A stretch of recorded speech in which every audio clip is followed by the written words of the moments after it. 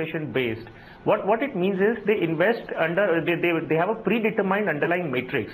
They link the allocation to debt and equity based upon those metrics. Let me give you an example of a DSP BlackRock dynamic asset allocation plan.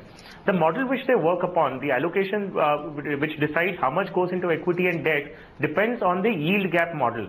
So they take the yield, the earnings yield of the Nifty, and we compare it with the 10-year benchmark yields of the government securities, and based on those metrics, they define how much money gets invested into equity and how much into debt.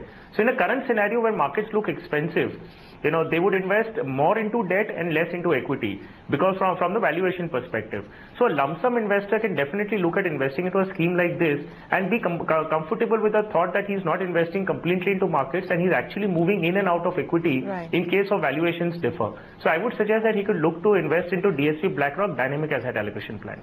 All right, Harshvardhan, thanks much for the advice, and thanks very much also for joining in. There's some important news flow coming in. The Sahara Group has managed to sell an 185-acre land in Gurgaon for about 1,200 odd crores. Remember, the Supreme Court had given the permission to the group to go ahead with the sale of 4 domestic properties, which are likely to fetch about 2,700 odd crores, and all of this cumulative amount that is needed for the release of Subrata Roy to be posted as bail is about 10,000 odd crores. So the first tranche of that, 1,200 odd crores, according to reports, looks to have gone through.